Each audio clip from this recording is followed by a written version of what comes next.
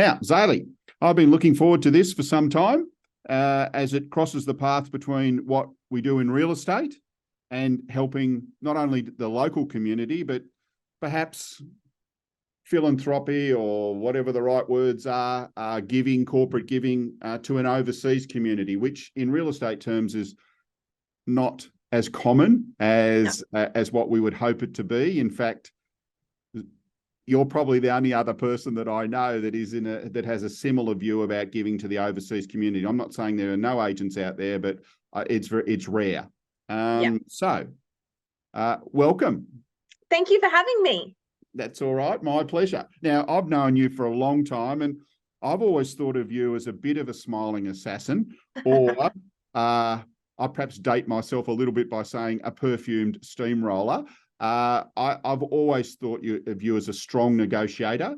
And back in the days when you were with a big corporate company, that was certainly how I saw you. You seem a lot more well-rounded these days. Now you're running a company. How do you find things? Yeah, it's definitely been a big change, going from being a, standalone sales agent to running a small team to now running a business has been a really interesting journey for me. And it's all kind of happened, over COVID and during the pandemic. So there's been a lot of learnings and a lot of change, but I've really enjoyed it. It's given me a new challenge and yeah, I love it. Okay, so let's go through 5 quick questions that we usually do to get started with things. Sure. How long have you been in the business and what inspired you to get into real estate? So my family was in real estate. So my auntie was a real estate agent and I always wanted to be like her. So I decided to get into real estate very young. And this year, actually July 3rd is my 20-year real estate anniversary since I first became a property manager with her company. So you started when you were 7? Yeah, thank you. Thank you. No, so I started straight out of school and did a property management for a little bit and worked with some big corporates and now run the business. Okay. I've never actually heard of an auntie inspiring somebody to get into real estate before, so that's a very nice first. Tell us about your family life. Do you have children? Are you married? Where do you go on holidays? What's your story? Yeah, so married and have 4 stepchildren. So they are amazing, but they're kind of all grown up now. Our youngest is 20, so that gives me a lot more time and availability to do what I want. In terms of holidays, like most real estate agents, I love a good holiday. I have found that recently it's been more kind of Australia or close to home. But probably my favourite place to go is New Zealand. I love going to Queenstown and skiing and, the restaurants are amazing. So it's probably my favourite. Berg burgers. There's nothing wrong with good old Berg burger. Yeah, love it. So your new company is, well, it's not that new now because you've been around for a little while, but your company is called Shelter. Yes. Where did that name come from? It kind of just came to me because the whole idea of starting the business was started not just because I wanted to run my own business, but because I wanted it to be a philanthropic kind of giving. I wanted it to have a giving purpose. And so the idea was always to build houses. That's been a passion of mine for a number of years, even prior to starting the business. And so it kind of just seemed natural to call it Shelter because not only do we provide and sell and rent shelter, because that's essentially what a house is, although a lot of people don't like to call them shelters, it is. We are sheltered in our home. It also kind of evoked a sense of belonging to me, and it is how we give back. So that is what we provide to people in our giving. Okay. And are you exclusively Glen Iris, or do you have plans to expand a lot further than that? How many are in your company? Tell us a little bit about your company at the moment. Yeah, so it's growing really fast. We actually just offered a job to our 20th person yesterday. So most of that is in sales. I've got 2 in property management, a couple in admin and a couple in marketing. So it's mainly sales. We've got a relatively young team. I have made some I guess I've gone about the recruitment a little bit differently to other agents in that I've tried to look for people that have got really good skills and experience that are required for real estate, but may not have been real estate agents, because essentially real estate requires you to have good people skills, be able to deal with, with clients, negotiate, obviously, as you mentioned before, is a really crucial and key skill, but that's not exclusive to real estate agents. There's lots of people in the corporate industry that do that. And I think that as real estate agents, a lot of us have started when we're young and don't really, haven't really got that life experience. And so I've kind of recruited into other industries to bring life experience and those skills into the business. We're definitely growing bigger. So we have very, very good market share in Glen Iris and Ashburton. We have started making inroads into Camberwell. So I think we're the number 4 agent in Camberwell at the moment, and that's steadily growing. Yep. We're also about our person we offered a position to yesterday is to push into the Stonington market more, so into that Malvern East area. I have other ambitions. I would love to grow it to have other offices. I think there's a real synergy between Bayside and Stonington, Burundara. I also think there's a good synergy between the inner suburbs like South Yarra, Richmond, those types of areas. So eventually I'd love to do that, but finding the right people is the key. Your biggest indulgence outside your work and family is? Clothes. I love clothes. So yeah, that's my indulgence, clothes. Okay, that's fine. There's nothing wrong with that at all. So today we are focusing in on the community and philanthropy, however people want to pronounce it. Let's just call it corporate giving. Yep. And that's really what this podcast is about, is how you do it, why you should think about doing it if you haven't been doing it before. That's what we're really here. And we're not here to be telling anybody that what they should be doing or that. We're just talking about what you do and how you do it, and hopefully people will take some inspiration from that. So we've already discussed the name Shelter, and we can see that there's a connection between work and your corporate giving. What are the 3 key points that you look for in how you manage your corporate giving? Like what are some just key points? Yeah, sure. So the why is really easy. I wanted to be able to give back. I think that, in this life, you get to a point in life where, you have everything that you need. And I know, that's a different level for everybody, but I felt that, I had a safe and secure roof over my head. I have a nice car. I have a great family. And, you get to a point where, why do you get out of bed every day? Why do you do what you do? And I do love what I do, but there's only so many, multi-million-dollar houses that you can sell before you kind of think, well, what's the driver? And so I kind of got to that point and thought, well, the driver for me can be improving other people's lives. So that's kind of how it all evolved. And that's why I do it. In terms of how we do it, we set up a partnership with Global Village Housing. We did a lot of research into different organisations. So at the moment we donate into Cambodia.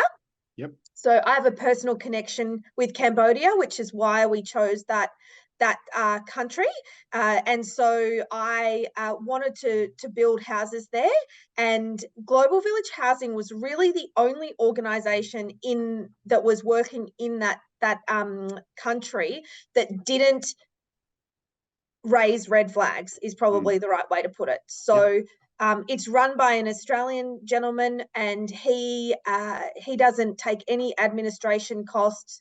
He doesn't. It's not volunteerism, so you can't go and build the houses or pay to have an experience. He hires Cambodian people to build the houses, to manage the charity, and to do everything and choose the families. And it just, to me, was 100% of the money I was giving was going to where it needed to be. So you said you had a connection, and I think that's how we all start off in corporate giving, is that we have a connection. We see somebody else doing something, and we feel, well, maybe we'll get involved in that. And that really comes down to the fact of trust. Corporate giving and the amount you do and why you keep on going when sometimes it even gets a bit tougher is trust. And if you don't trust in what you're doing, then you tend to drop off fairly quickly. Do you think that's fair? Yeah. Yeah. Absolutely. That trust needs to be there with the people that you're working with.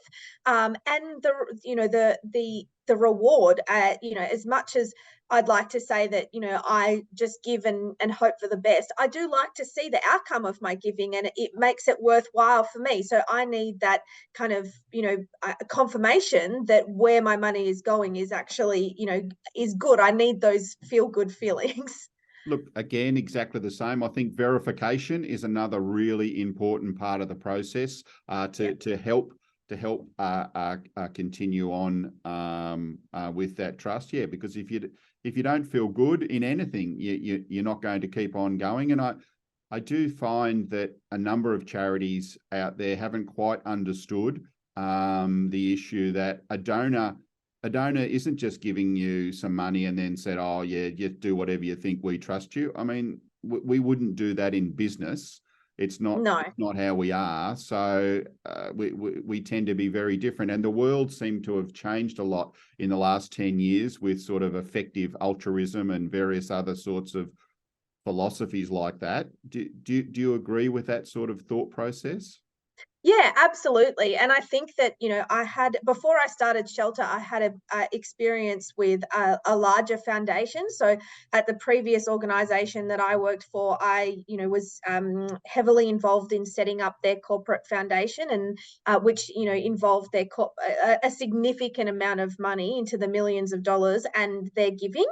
And I think what I did find, and this, is just a small experience from me, but I feel like a lot of the giving that happens in Australia we are very highly regulated, but we're also very highly administrated as well. And so you might give $10, but 5 of those dollars go to actually running the charity and making sure that all the regulations are covered off on. Whereas what I have found with Global Village Housing is that all of the money is actually going straight to the people. And I think that's one area that we, that's a governance thing, but I do think there's a really strong argument for that in Australia, that it's very hard to become a DGR or a designated charity to get the tax benefits. And I understand why it's hard, but the paperwork is unbelievable. And I do think that Australians would give more if that process was easier. Couldn't agree with you more, Zali. I do think it's a big issue for Australians, and especially for Australians in overseas giving. We've been down the corporate charity process a few times and has stopped every time because the restrictions are too great. And what in the end happens is exactly as you've highlighted. All the money that's given that's not true. A lot of the money that's given turns into regulation, administration. To be frank, sometimes pats on the back and PR and all this sort of stuff, and not a lot actually ends up with the person, especially if it's an overseas person. There's all these extra rules about terrorism and money laundering and all this sort of stuff. And it makes it almost impossible to actually help somebody directly when the technology is now there that you can help somebody directly with mobile phones and various things like that. So, and I can understand why, because there are a number of scams and frauds, but in my history, I've never found that there's any more scams and frauds in Africa than there is in Australia. 100%. There's some exceptionally dodgy charities within Australia that have gone down the wrong path and raised money for not so good causes or causes that are non-existent. It's going to happen anywhere. So the regulation is required. I just think that the way that they regulate and the administration required is just completely onerous. Yeah, over the top is the word I use a lot. Yeah. So the way we do things and the way other people might want to consider things, and I don't know, do you do that this way? And this really is a backwards and forwards conversation to try and help people make good decisions about helping overseas people in particular, because they really do need your assistance, and you can make significant differences. You get a lot more bang for your buck if you can help, if your buck is actually going to the right place in Cambodia or Africa or other parts of Asia. It's huge. It's huge, the changes they can be. And if we're supposedly a universal world where we're all the same and all equal, then, you know, if it's $10 to help somebody in Cambodia and it's 300,000 to help somebody in Australia, well, you know, maybe that $10 in Cambodia is well spent. But absolutely, we adopted the sponsorship model. Yes. Is that what you do?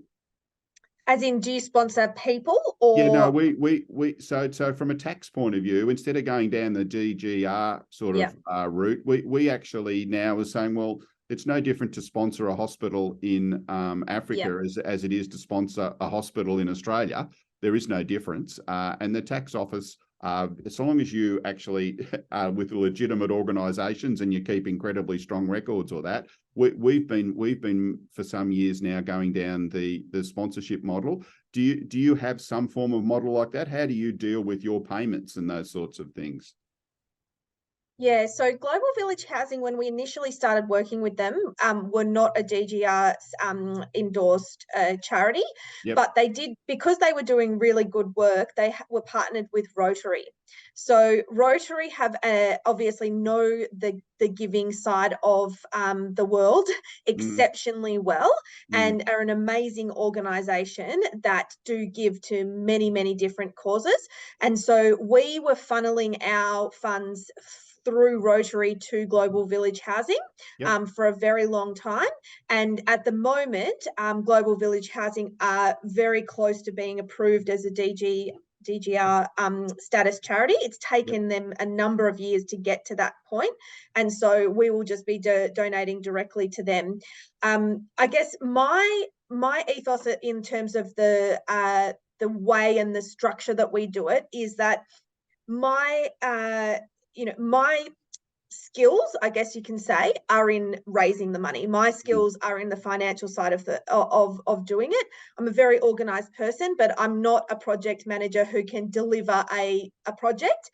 I'm a real estate agent. So I focus on raising the money. I have Global Village Housing do the donating, the choosing the families. I have reached out to a number of other organisations to see if we can build houses in other areas.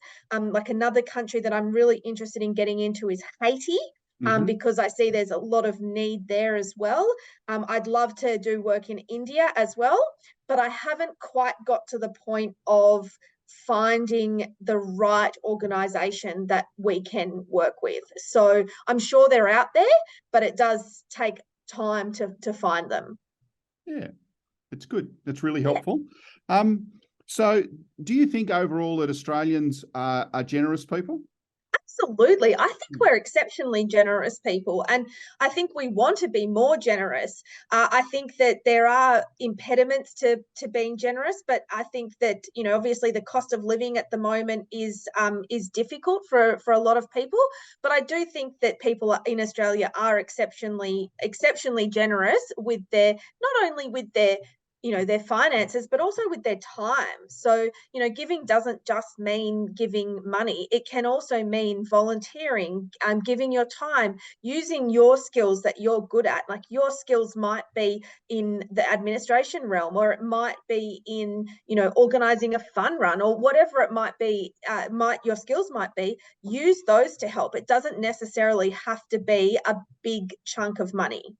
Yeah, I couldn't agree with you more. And what do you think about us real estate agents leaving present company accepted? What do you think the general real estate world is like? Are we a generous lot, or are we not that generous?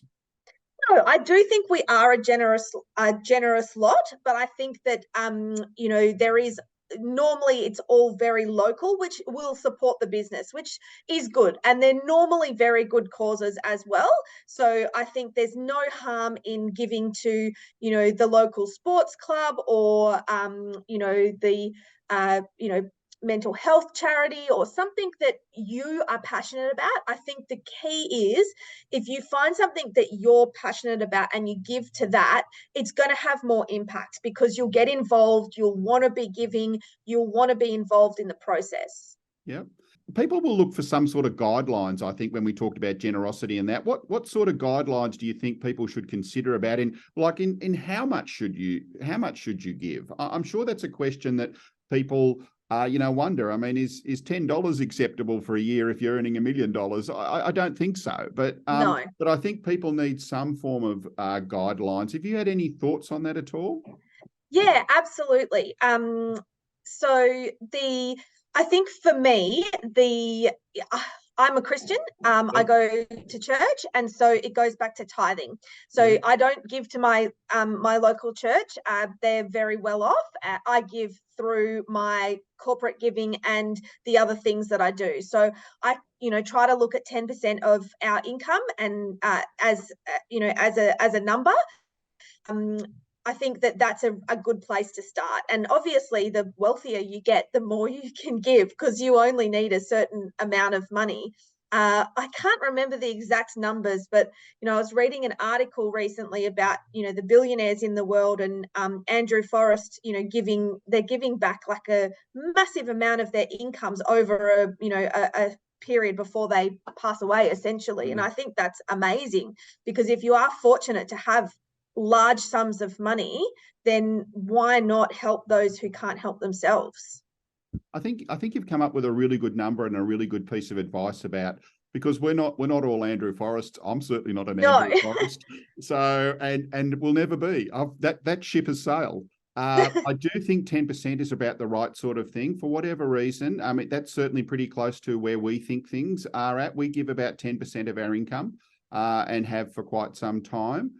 Certainly when times are a bit tougher as they are at the moment, it is a little bit more difficult to look at that. But at the same time, if you really believe in what you're doing, you do somehow find what you've got to do to make it happen. I think that's a really good suggestion, a suggestive sort of amount. But look, 5% is better than nothing, and 2% is better than nothing, and 20% doesn't make you a better person. So it's just a guideline that we're actually, I do think people look for guidelines. And I think if people can think about 10%, if they're earning good money and they're pretty well off, that would be something that could make a difference, especially if they allocated it in the right way. They just didn't, give it off to any place and or some charity, and then half that money was spent on telling them how great they were. If that whole 10% could go and make a really big difference, and certainly if some of that was overseas, that would make a huge difference if well targeted. Then that would hopefully be a good guideline to people. So thank you and well done. How do you think clients view your philanthropy, Zali? I think that it's viewed as a positive. I definitely think that it has increased our, I guess, the knowledge of our business within the area, definitely. And I think people like the idea that, while they're performing a sale, or while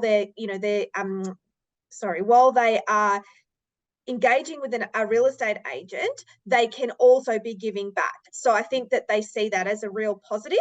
I don't think that it has increased the number of clients that I have. I think people are absolutely looking to maximize their price. So they want to know a real estate agent is going to do the best possible job.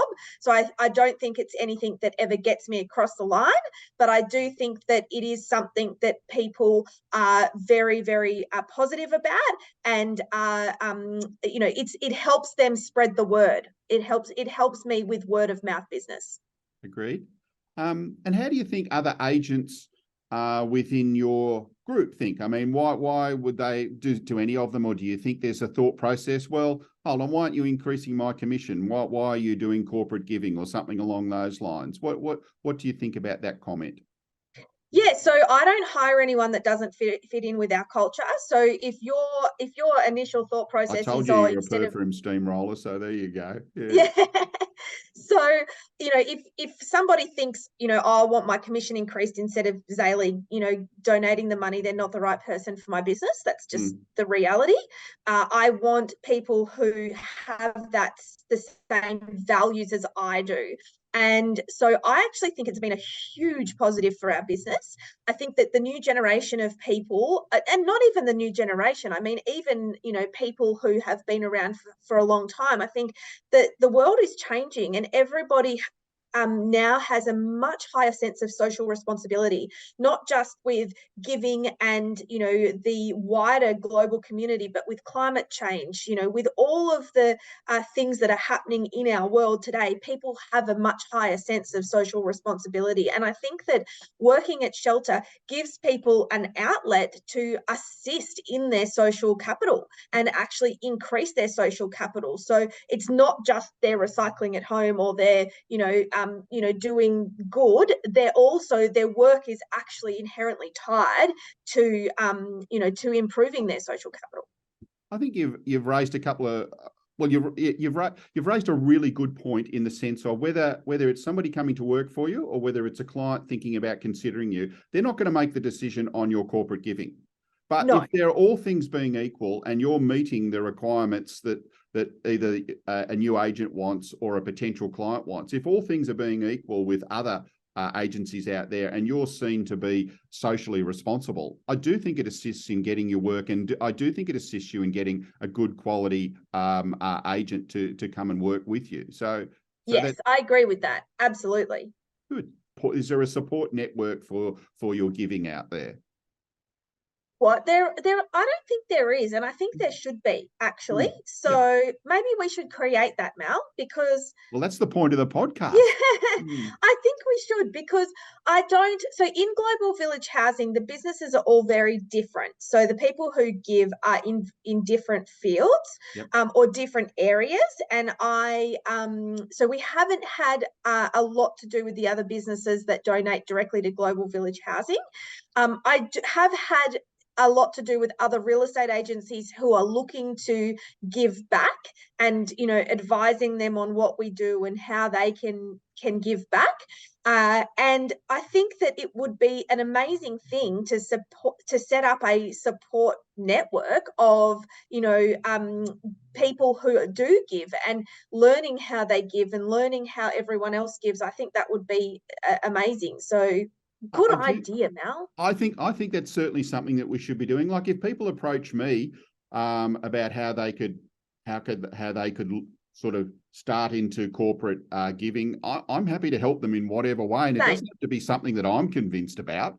In fact, absolutely. One very positive thing that I've been involved in, one of those larger organisations that you talked about, they did come seeking some advice about how they could be more relevant in some way, shapes or forms, and some suggestions were made. And in the end, I have found that I'm actually supporting their particular cause in that area because they're also matching those sort of causes, and that starts to turn into a significant amount of money. Now, I suppose my main input there was basically showing them or helping them find a place where the money was going direct and making a difference, and the waste was minimized.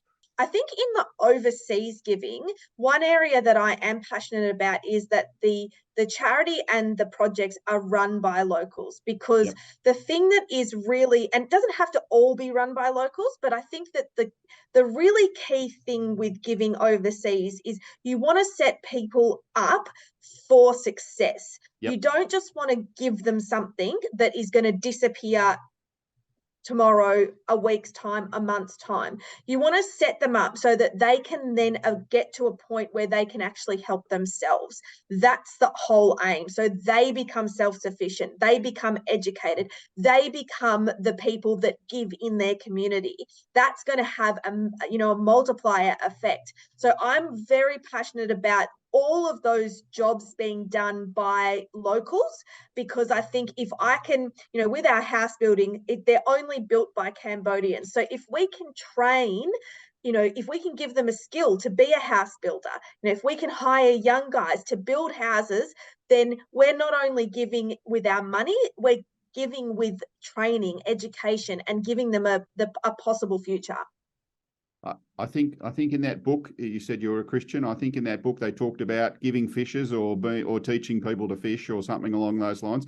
I don't claim to have read it from page to page, but I do think that's a very a valid line of argument. Is local people, we're the same. We always focus on local people doing the jobs. There can be overseas, there can be white involvement if we're in a black country, or French involvement if we're in an Asian country. That's not the worry. It's more that the majority of work is done locally. So exactly as you said, skills can be built, and if for whatever reason the donor then ceases to exist or reduces, there can still be a continuation of what's going, because another donor can come in and do that. One of the things that I think has been challenging for me is with Global Village Housing is the Buddhist part of the whole I guess giving section. Yep. So Cambodian's a Buddhist country, and we have to have the monks heavily involved in the process because that's how Cambodia works. So that's been a real challenge for me because, well, why am I employing monks? They're religious people, and I think that's been something that I've had to get my head around, and I've had a few, I guess, reservations about. But that's probably more my naivety in the cultural norms of the country. And so I think you do have to keep that in mind with your overseas giving as well. Just because you don't agree with something doesn't mean that they're doing things the wrong way. It might just be how they culturally, do things. So that's important too.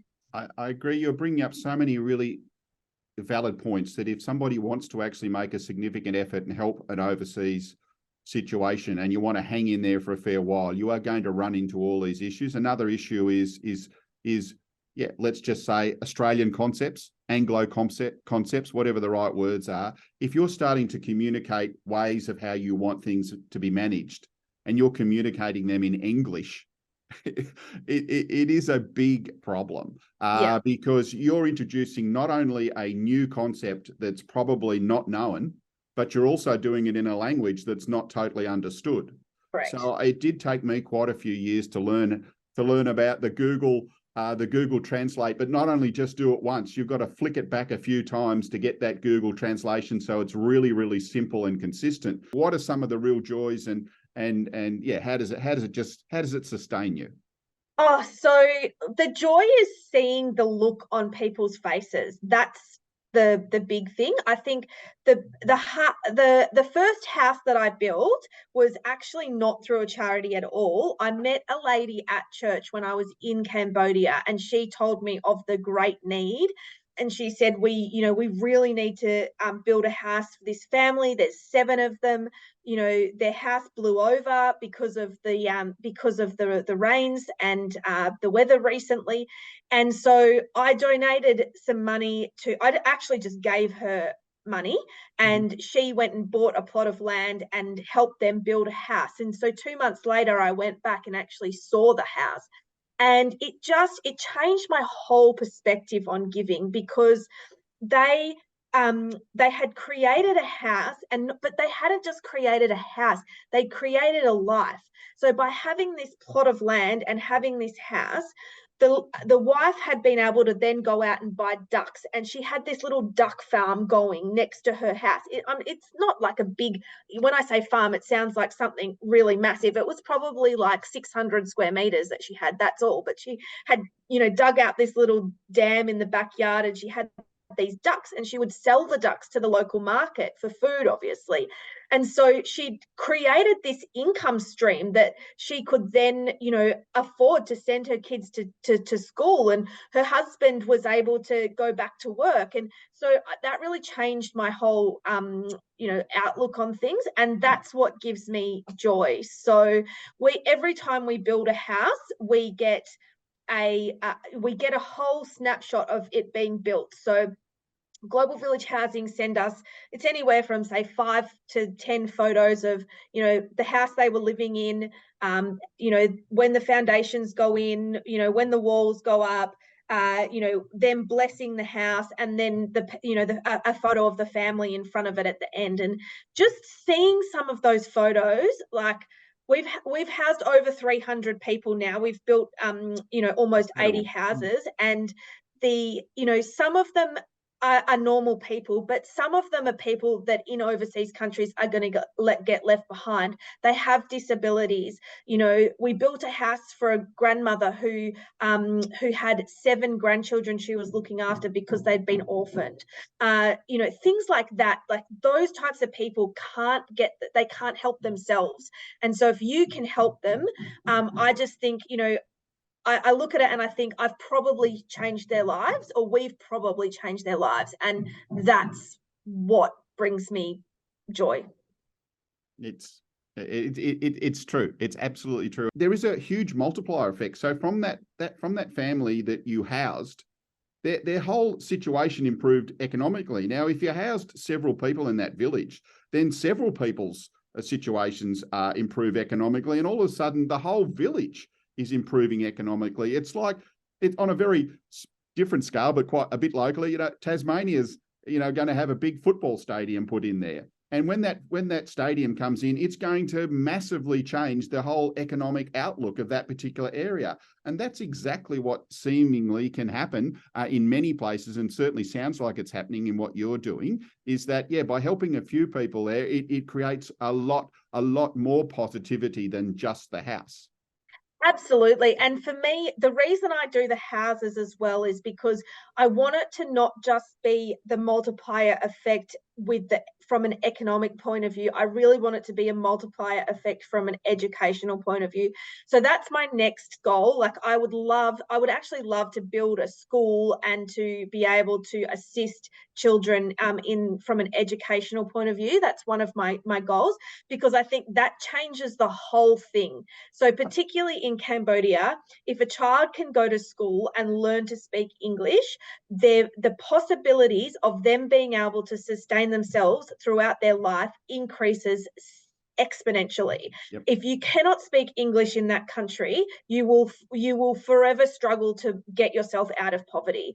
But literally learning a language can change your whole life. So that's the other thing. I figure if I can get a house and the children don't need to worry about earning money, you know, and begging, and the parents can then send them to school, it's going to not just have an effect on the village, it's going to have an effect on the next generation and the generation after that. Correct. And if we all can do a little bit like that, all of a sudden poverty can start to disappear. Now, that may be a bit of a dream, but at the end of the day, you've got to start somewhere. We're dreamers, Mal. We're dreamers. We got to be. It's been incredible having this conversation. Before we go, if somebody wants the absolute best deal and the absolute best agent in Glen Iris or surrounds, how are they going to contact you? What should they do? Absolutely. Just give me a call. I'm happy to provide my details. Email me, zali@shelterrealestate.com.au. I'm pretty easy to find on Google with my unusual name, so you can get hold of me any which way you want. And your phone number? 0422 576 049. You'll be able to see that down the bottom of the video at the same time. So thank you very much. I'll put my hand out there with the handshake. I'm glad to have done this. Is my first Zoom like this. I really, really appreciate your time, and thank you very much. Thank you, Mal.